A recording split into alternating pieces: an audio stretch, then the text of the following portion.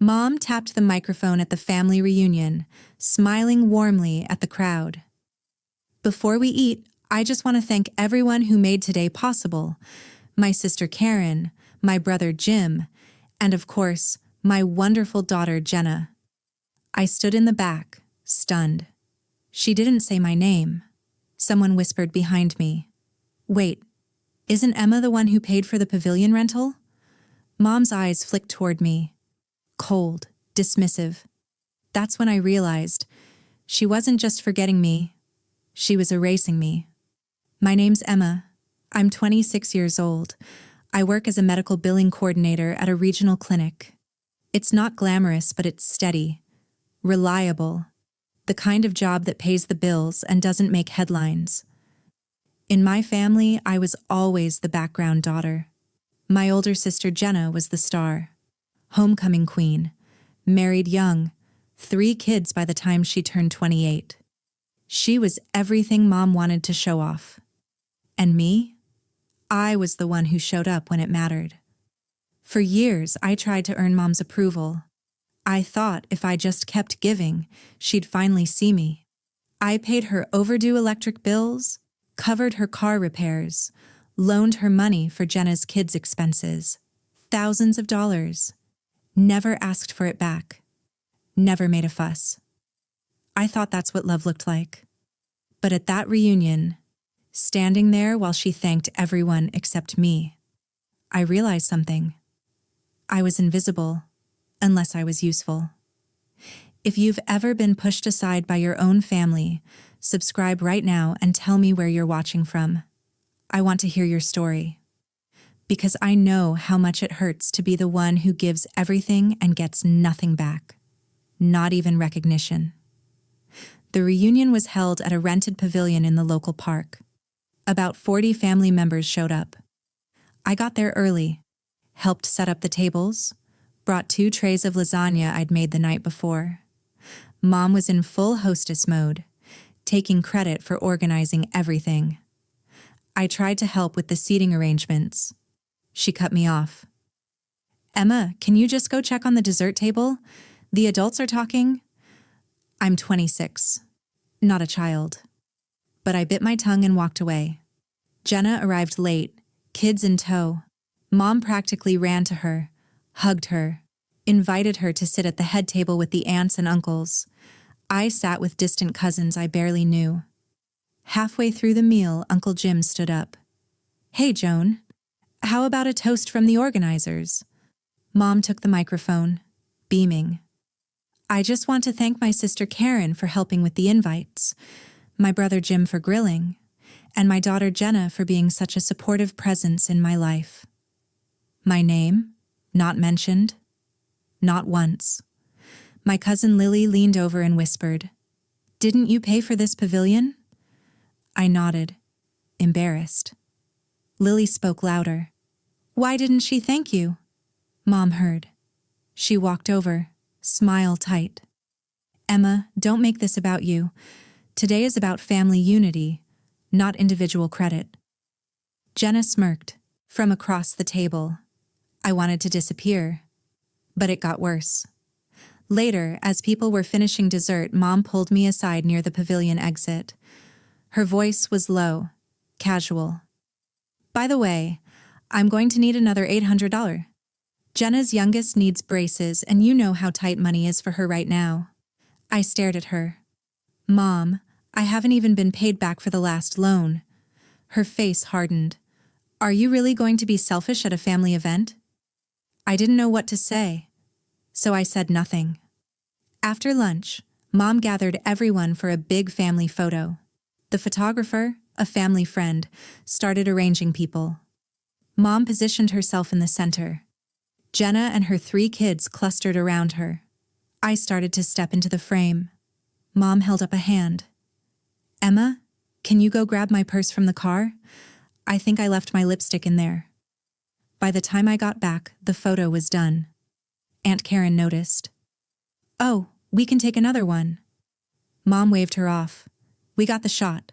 Let's not hold everyone up. I felt the sting, but I didn't say anything. Not yet. During dessert, Uncle Jim made a joke. "So who actually funded this whole thing? Joan, you're not secretly rich, are you?" Mom laughed. Loud. Performative. "I wish. No, I just know how to budget and plan.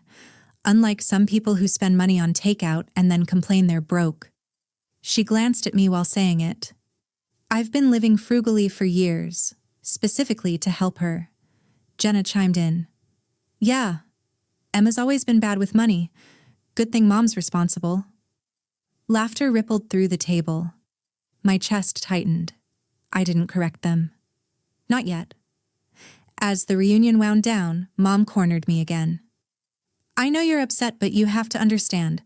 Jenna's going through a lot. She's a mother of 3.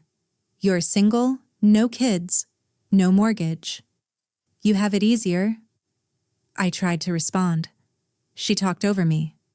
"I need you to be the bigger person here. Family isn't about keeping score." I finally spoke. "You're right.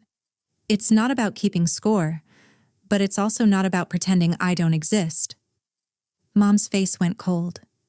"You're being dramatic. This is exactly why I didn't put you in charge of anything today. You make everything emotional." I walked away, hands shaking.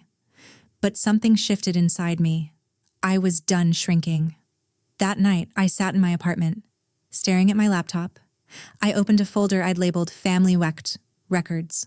Inside were screenshots, Venmo transfers, bank statements, text message threads. Over 4 years, I'd loaned Mom 11,400 won. Documented. Dated. Never repaid. Some were labeled emergencies. Others were tagged, "I'll pay you back next month." What they didn't know was that I'd been keeping track. Not because I'm petty, but because I'm careful. I learned a long time ago that people rewrite history when it's convenient. I scrolled through an old text thread from 2 years ago.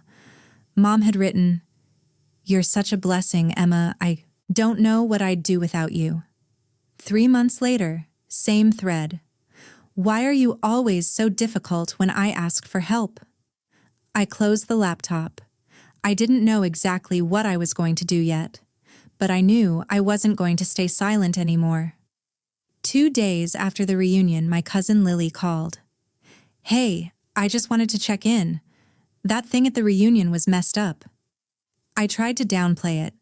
She didn't let me. "Emma, I've watched your mom do this to you for years. You know that, right?" Then she told me something that made my blood boil. She'd overheard Mom and Jenna talking during cleanup. Jenna had asked, "Do you think Emma's mad?" Mom's response? "She'll get over it. She always does." Lily was furious. "If you ever want to confront them, I'll back you up." I hesitated, but hearing that someone else saw it, that I wasn't crazy, it gave me a spark of validation. Meanwhile, Jenna posted photos from the reunion on Facebook. Captions full of praise for Mom's amazing planning and family love. I wasn't tagged. I wasn't in most of the photos. Comments poured in praising them both. I felt myself disappearing again, but this time it made me angry instead of sad. I texted Lily, "If I do this, I need to do it right. Not online, not messy, just honest." She replied immediately, "I'm with you."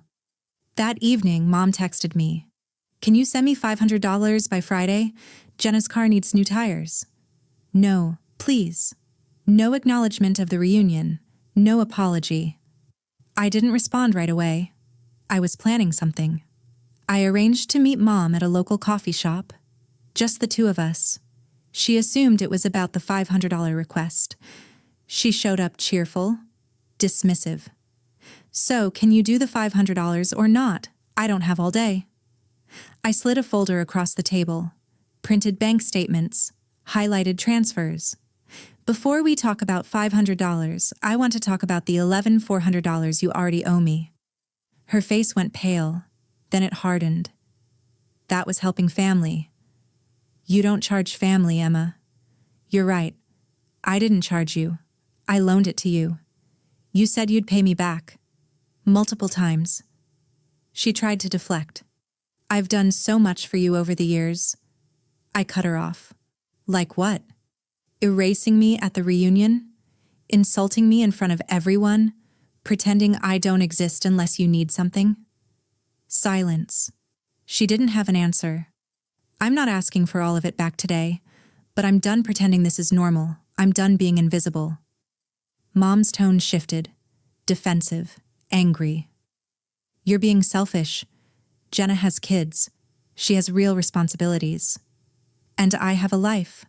A life I've put on hold trying to earn your approval. She stood up. Flustered. If you're going to act like this, don't bother coming to the next family event. I looked her in the eye. Calm. I wasn't planning on it. She stormed out. I sat alone at the table, hands shaking, but not from fear, from relief.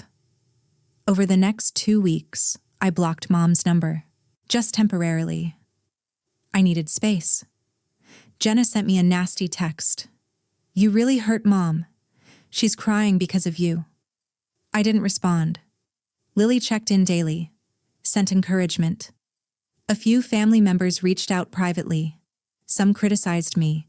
Others quietly said, I noticed what she did to you. I'm sorry I didn't speak up. I realized something important. The people worth keeping will respect your boundaries. 1 month later, Mom sent a short text. We need to talk. I agreed to meet. But this time, I wasn't hoping for an apology.